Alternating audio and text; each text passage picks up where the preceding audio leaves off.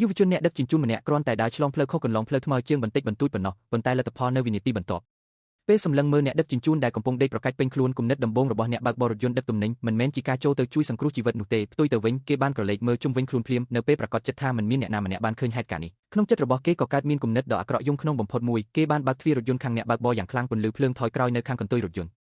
ក៏ភ្លឺឡើងភ្លាមជីវិតដ៏ស្រស់បំព្រងរបស់អ្នកដឹកជញ្ជូនត្រូវបញ្ឈប់ជាស្ថាពរនៅវិនាទីនោះរូបគេផ្ទាល់នៅតែគិតថាខ្លួនឯងបានធ្វើរឿងនេះដោយគ្មានបន្សល់ទុកដានអ្វីឡើយប៉ុន្តែស្មានមិនដល់ថាទង្វើដ៏ថោកទាបទាំងអស់នោះត្រូវបានកាមេរ៉ាសុវត្ថិភាពនៅក្បែរផ្លូវថតជាប់ទាំងស្រុងអ្វីដែលធ្វើឲ្យមនុស្សទូទៅមិនអាចទទួលយកបាននោះគឺករណីឃាតកម្មដោយចេតនាដែលមានភស្តុតាងច្បាស់លាស់បែបនេះបន្ទាប់ពីអ្នកបើកបរបានប្រើប្រាស់ប្រាក់កាក់ដើម្បីសូកប៉ាន់រត់ការជាមួយអ្នកធំចុងក្រោយបែរជាត្រូវកាត់ទោសឲ្យជាប់ពន្ធនាគារត្រឹមតែរយៈពេល1ឆ្នាំទៅវិញ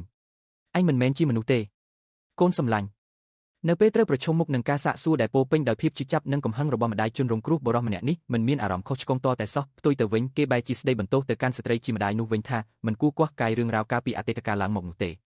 ឯងរត់ដឹកអីវ៉ាន់ទៅដល់ណាក៏ទៅនៅជាមួយវាទៅពេលឃើញរោគពីដ៏ក្រអឺតក្រទុំនិងកាច់សាហាវរបស់មនុស្សអាក្រក់ម្នាក់នេះជីយងជេវងខឹងរហូតដល់ញ័រខ្លួនយ៉ាងខ្លាំងដែលនេះមានន័យថាថ្ងៃល្អរបស់អាមនុស្សអាក្រក់ម្នាក់នេះជិតដល់ទីបញ្ចប់ហើយនៅក្នុងមជ្ឈមណ្ឌលស្ប៉ានិងសូណាបហុងឡាំងម៉ាន់ខណៈពេលដែលអ្នកបើកបររូបនោះកំពុងត្រាំទឹកក្តៅយ៉ាងមានក្តីសុខដើម្បីបន្ធូរអារម្មណ៍និងរាងកាយដៃដ៏ធំក្រាស់មួយគូស្រាប់តែលោកចេញពីខាងក្រោយរបស់គេយ៉ាងទាន់ហន់សូមជម្រាបសួរប្រិយមិត្តទស្សនិកជនទាំងអស់គ្នានេះគឺជាខ្លឹមសារភាគទី3នៃការរៀបរាប់សាច់រឿងភាគ Vigilant តុលាការងឹតដោយដាយួនដេយួននោះជាបងប្រុសរបស់ឯងមែនទេប្រសិនបើអ្នកទស្សនិកជនដែលពូកែសង្កេតច្បាស់ជាបានមើលឃើញតម្រុយហើយមែនហើយអ្នកដែលចុះដៃចាត់ការអ្នកបើកបររថយន្តដឹកទំនិញនោះគឺជាយងនឹងឯងប៉ុន្តែអ្នកណាទៅដឹងថាស្របពេលដែលរឿងរ៉ាវរបស់ឧចាកមរាត្រីឬ Vigilant កាន់តែល្បីល្បាញខ្លាំងឡើងនៅក្នុងប្រទេសក៏ចាប់ផ្ដើមមានអ្នកត្រាប់តាមលេខមុខមកជាបន្តបន្ទាប់ប៉ុន្តែអ្នកត្រាប់តាមទាំងនោះមិនមានព្រំដែនសិលធម៌ដូចជាជីយងឡើយពួកគេមិនខ្វល់ថាភីគីមខាងទៀតដឹងកំហុសឬអត់ហើយក៏មិនខ្វល់ពីទម្ងន់នៃទោសកំហុសដែលបានប្រព្រឹត្តដែរសូម្បីតែរឿងដែលមិនសូវធ្ងន់ធ្ងរដូចជាការក្បត់គ្រួសារពួកគេក៏នឹងចុះដៃសម្លាប់ចោលដោយមិនរុញរាឡើយនៅពេលដែលចំនួនអ្នកត្រាប់តាមកើនឡើងជាលំដាប់ក្រុមអ្នកនយោបាយកូរ៉េបាននាំគ្នាទម្លាក់កំហុសនិងការទទួលខុសត្រូវទាំងអស់ទៅលើ Vigilant ដោយអះអាងថាទង្វើនេះគឺជាការប្រកួតប្រជែងនឹងអំណាចដាច់ខាតនៃប្រព័ន្ធយុត្តិធម៌កូរ៉េដោយចំទាំងដែលនៅក្នុងចិត្តរបស់ពួកគេដឹងយ៉ាងច្បាស់ថាគឺដោយសារតែភាពពុករលួយនិងការមិនអាចទីពឹងបាននៃប្រព័ន្ធយុត្តិធម៌នឹងហើយទើបបង្ខំឲ្យមនុស្សដែលឈួតវង្វេងទាំងនេះត្រូវចេញមកកម្ចាត់មនុស្សអាក្រក់ដោយខ្លួនឯងប៉ុន្តែក្រុមអ្នកនយោបាយទាំងនេះបែរជាព្រមព្រៀងគ្នាធ្វើជាមើលមិនឃើញទៅវិញទោះបីជាក្នុងចិត្តរបស់ជីយងមានអារម្មណ៍សង្ស័យលើអត្តសញ្ញាណពិតប្រាកដរបស់បុរសពាក់មុខមាត់អាតកំបាំងម្នាក់នោះយ៉ាងខ្លាំងក៏ដោយប៉ុន្តែរឿងនេះមិនបានធ្វើឲ្យជំហាននៃការសង្សឹកនិងការកាត់ទោសរបស់គេថយចុះឡើយគេនៅតែជ្រើសរើសមនុស្សអាក្រក់ដែលត្រូវកម្ចាត់ចោលនៅថ្ងៃចុងសប្តាហ៍យ៉ាងស្ងៀមស្ងាត់ជារៀងរាល់យប់ជ្រៅខ្ញុំប៉ុន្តែស្រាប់តែសាន់អុកសិនវុកមិត្តភក្តិជិតស្និទ្ធដែលស្រឡាញ់គ្នារាប់អានគ្នាដូចបងប្អូនបានមកក្បែរគេផ្សំនឹងមួយរយៈពេលនេះសាន់អុកតែងតែចេញទៅក្រៅម្នាក់ឯងនៅពេលយប់ជ្រៅធ្វើឲ្យបេះដូងរបស់ជីយងធ្លាក់ចុះព្រឹសភ្លាមគេធ្លាប់បានអានជួបនៅក្នុងសៀវភៅចិត្តវិទ្យាឧក្រិដ្ឋកម្មថាប្រសិនបើមានអាកប្បកិរិយាខុសប្រក្រតីបែបនេះមានភាគរយខ្ពស់ណាស់ដែលអាចជាទង្វើរបស់មនុស្សជិតស្និទ្ធខ្លួនឬមួយក៏បុរសពាក់មុខមាត់អាចកំបាំងម្នាក់នោះគឺជាសាន់អុកមិត្តសម្លាញ់ពិតមែនមិនទាន់ទាំងបានធ្វើឲ្យចិត្តស្ងប់ដើម្បីគិតពិចារណាឲ្យបានហ្មត់ចត់ផងបុរសពាក់មុខមាត់អាចកំបាំងក៏បានធ្វើរឿងរ៉ាវដ៏ភ្ញាក់ផ្អើលពេញទីក្រុងម្ដងទៀតគេហ៊ានរហូតដល់ទៅផ្ញើឃ្លីបវីដេអូដែលមានលក្ខណៈឌឺដងយ៉ាងខ្លាំងទៅឲ្យស្ថានីយទូរទស្សន៍និងបានប្រឈមមុខប្រជែងនឹងប្រព័ន្ធយុត្តិធម៌របស់កូរ៉េជំតែម្ដងនៅក្នុងឃ្លីបបុរសពាក់មុខមាត់បានបញ្ជាក់យ៉ាងច្បាស់ថាការកាត់ទោសឯកជននឹងនៅតែបន្តទៅមុខទៀតរហូតទាល់តែប្រទេសជាតិបង្កើតច្បាប់ដែលអាចការពារប្រជាជនទូទៅបានយ៉ាងពិតប្រាកដដោយពិចារណាថាពេលនេះមានមិត្តភ័ក្តិដែលមានអាយុលើសពី5ឆ្នាំមកទស្សនាច្រើនណាស់សូមអរគុណអ្នកទាំងអស់គ្នាសម្រាប់ការគាំទ្រទោះបីជារបៀបនៃការចុះដៃរបស់បុរសពាក់មុខមាត់ដូចគ្នានឹងជីយងសឹងតែគ្រប់ប្រការក៏ដោយប៉ុន្តែប៉ូលីសបែរជាសន្និដ្ឋានថាគេមិនមែនជា Vigilant ដើមដំបូងឡើយហេតុផលគឺពីមុនមក Vigilant មិនដែលធ្វើបាបស្ត្រីនិងកុមារដែលមិនទាន់គ្រប់អាយុនោះទេប៉ុន្តែជូហុនជូហ៊ឿនដែលជាប៉ូលីសស៊ើបអង្កេតឌឺដងរៀងខ្ពស់ធំបែរជាមានមតិខុសប្លែកពីនេះគេគិតថា Vigilant ម្នាក់មុនត្រូវបានសម្លេងលើកដំកើងរបស់ប្រជាជនធ្វើឲ្យវង្វេងខ្លួននិងសន្សឹមបាត់បង់ភាពជាខ្លួនឯងទៅក្នុងចំណោមការគាំទ្រទាំងនោះហេតុដូច្នេះហើយទើបការធ្វើសកម្មភាពចាប់ផ្ដើមមិនអាចគ្រប់គ្រងបានកាន់តែខ្លាំងឡើងនៅលើទីក្រុងជីយងបានឬមនុស្សនិយាយស្ដីបន្ទោស Vigilant នៅចំពោះមុខសាធារណជនថាជាមនុស្សឆ្កួតជីយងបានបើកមាត់តបវិញភ្លាមដោយមិនរុញរាដោយនិយាយត្រង់ថាមនុស្សដែលធ្វើរឿងទាំងនេះមិនមែនជា Vigilant ពិតប្រាកដតតែសោះនៅពេលគេក្រឡេកទៅឃើញខ្សែភ្នែកដែលពោពេញដោយភាពសង្ស័យរបស់សាន់អុកមិត្តភក្តិរបស់គេទើបគេដឹងខ្លួនថាខ្លួនឯងបានជ្រុលមាត់និយាយព័ត៌មានសំខាន់ចេញទៅបាត់ទៅហើយ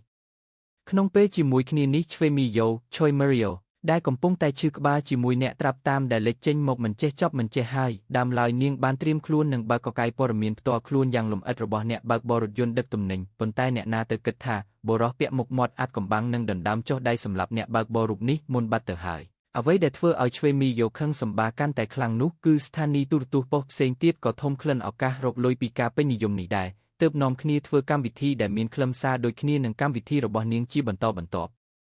់ស្ថានីយទូរទស្សន៍ទាំងនោះថែមទាំងបានបើកបង្ហាញព័ត៌មានដែលពាក់ព័ន្ធរបស់ជនសង្ស័យ3នាក់ព្រមគ្នាក្នុងពេលតែមួយដែលនេះជាការបំផ្លាញផែនការដើមដែលឆ្វេងមីយ៉ូបានរៀបចំទុកសម្រាប់អ្នកស្លាប់មុននេះទាំងស្រុងផ្សំនឹងអត្រាអ្នកទស្សនាកម្មវិធីត្រូវបានគូប្រជែងដណ្ដើមយកទៅអស់ជាច្រើនធ្វើឲ្យក្រុមការងារកម្មវិធីរបស់នាងធ្លាក់ចូលទៅក្នុងភាពវឹកវរភ្លាមបន្ទាប់ពីនោះមកគេក៏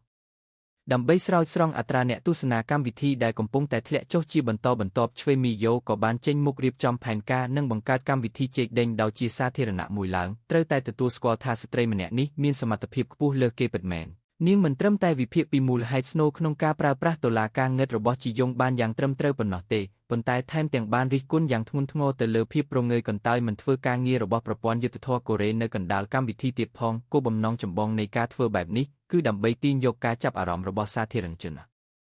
ងាកទៅទីដៅផ្សេង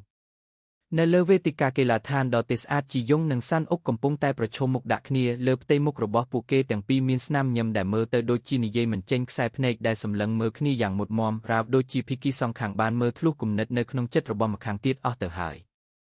យសំឡេងក្រហមនៃម៉ាស៊ីនរថយន្តលីឡំជាមួយសំឡេងជៀលប្រមាថយ៉ាងខ្លាំងនិងចាក់ត្រចៀកប៉ុន្តែផ្លូវដ៏ចង្អៀតធ្វើឲ្យស្ត្រីវ័យចំណាស់គ្មានកន្លែងគេចវិសឡើយលោកយាយភ័យស្លន់ស្លោរហូតធ្វើអ្វីមិនត្រូវមិនដឹងថាត្រូវទទួលដៃជាមួយទស្សនវិជ្ជានេះយ៉ាងណានោះទេដែលវាកាន់តែធ្វើឲ្យក្រុមអ្នកលេងពៀលនៅក្នុងរថយន្តកាន់តែមួម៉ៅនិងខឹងសម្បាខ្លាំងឡើងមនុស្សពៀលដែលអស់ភាពអត់ធ្មត់បានជន់កែពេញទំហឹងបើករថយន្តសម្ដៅទៅបុកស្ត្រីចំណាស់យ៉ាងសាហាវខូចខើអ្នកជិតខាងដែលរស់នៅក្បែរនោះទ្រាំមើលទស្សនវិជ្ជាដ៏សាហាវនេះមិនបានក៏ប្រញាប់ក្តាប់ដៃយ៉ាងណែនរួចដណ្ដើមខ្លួនរត់ចូលទៅដល់ចំមុខរបស់មនុស្សពៀលនៅក្នុងរថយន្តយ៉ាងខ្លាំងមួយដៃប៉ុន្តែរឿងរ៉ាវបែរជាត្រឡប់ជាខុសស្រឡះនៅពេលដែលប៉ូលីសប្រញាប់មកដល់កន្លែងកើតហេតុអ្នកជិតខាងដែលបានលូកដៃចូលជួយដោយបំណងល្អបែរជាត្រូវប៉ូលីសចាប់ខ្លួនទៅជាមួយមនុស្សពៀលនោះដែរហេតុផលដែលផ្ដល់ឲ្យមានត្រឹមតែដោយសារតែទម្ងន់ដៃដែលចុះទៅនោះធ្ងន់ធ្ងរពេករហូតធ្វើឲ្យភីគីមខាងទៀតក្រេះឆ្អឹងសុំសួរមួយម៉ាត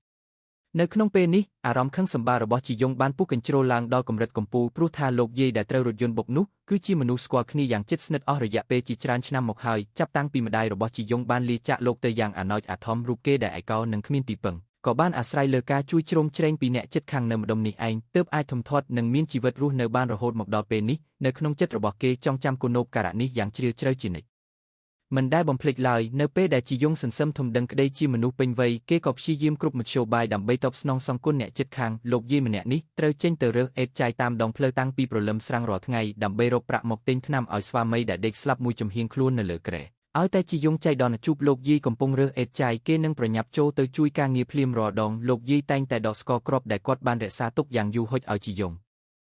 នៅក្នុងចិត្តរបស់ជីយ៉ុងនេះមិនមែនគ្រាន់តែជាស្ករគ្រាប់ធម្មតាពីរគ្រាប់នោះទេប៉ុន្តែវាគឺជាភាពកក់ក្ដៅនៅក្នុងលោកីតែមួយគត់ដែលគេអាចប៉ះពាល់បានក្រៅពីអត្តសញ្ញាណជា vigilant ដែលត្រជាក់ស្រទុំនិងគ្មានអារម្មណ៍ហើយវាក៏ជាហេតុផលសំខាន់មួយដែលធ្វើឲ្យគេមិនត្រូវភាពងឹតលេបត្របាក់ទៅទាំងស្រុងដែរប៉ុន្តែហេតុអ្វីបានជាព្រំលិខិតចូលចិត្តធ្វើបាបតែមនុស្សល្អដែលមានវាសនាអភ័ព្វទាំងនេះម្ល៉េះនៅក្នុងរាត្រីដ៏វែងឆ្ងាយនេះជីយ៉ុងដេកប្រែខ្លួនទៅមកនៅលើគ្រែមិនថាយ៉ាងណាក៏មិនអាចគេងលក់តតែសោះ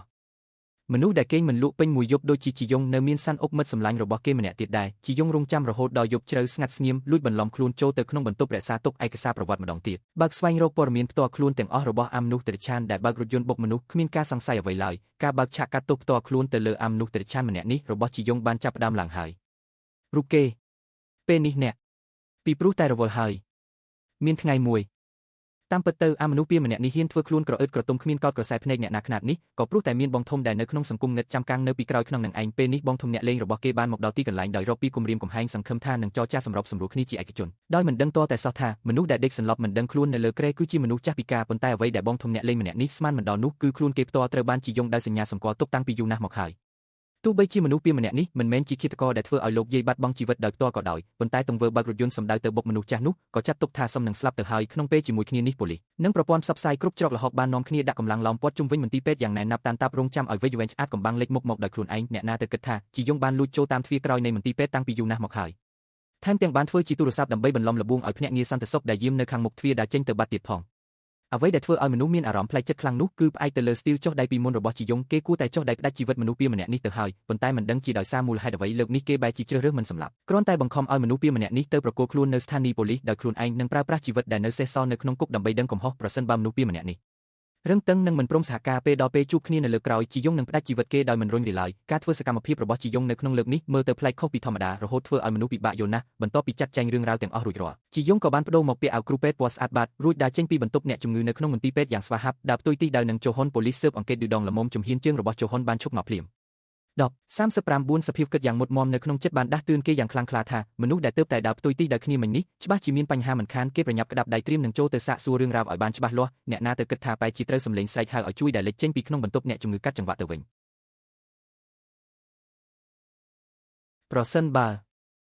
នៅក្នុងវិនាទីនេះជហ៊ុនទើបតែភ្ញាក់ខ្លួនថាមនុស្សដែលដើរផ្ទុយទីដៅនឹងគេមិញនេះគឺជានរណាគឺវិជ្ជវេនអាចកំបាំងនឹងឯងប៉ុន្តែនៅពេលដែលគេដឹងខ្លួននឹងនាំកម្លាំងដេញតាមប៉ូលីសបានរុករកពេញមន្ទីរពេទ្យក៏នៅតែមិនឃើញស្លាកស្នាមរបស់ជីយុងតតែសោះចំណែកឯមនុស្សពីរដែលខ្លាចរហូតដល់លែងដឹងព្រលឹងនៅក្នុងខ្លួនព្យាយាមនឹងទូរស័ព្ទរកបងធំឲ្យជួយប៉ុន្តែសំឡេងរោទនៃទូរស័ព្ទបែរជាលាន់ឡើងចេញពីក្នុងប្រអប់ដែលនៅក្បែរនោះលាន់ឡើងយ៉ាងទាន់ហន់សូមអរគុណតើលីចុងស៊ីនកំពុងតែធ្វើអ្វីហ្នឹងតាមពិតទៅហេតុផលពិតប្រាកដដែលជីយុងមិនផ្ដាច់ជីវិតមនុស្សពីរនៅកន្លែងកើតហេតុនៅក្នុងលើកនេះគឺដោយសារតែចង់ប្រើប្រាស់មនុស្សពីរម្នាក់នេះធ្វើជាចំណីធ្នាក់ដើម្បីទាញយកខ្លួនបុរសពាក់មុខមាត់អាចកំបាំងម្នាក់នោះចេញមកព្រោះថាគេត្រូវការចង់បង្ហាញឲ្យឃើញយ៉ាងប្រញាប់ប្រញាល់ថាតើសមត្ថកម្មអំពីអត្តសញ្ញាណរបស់បុរសពាក់មុខមាត់នោះត្រឹមត្រូវឬក៏អត់ប្រាប់ហើយយល់ហើយ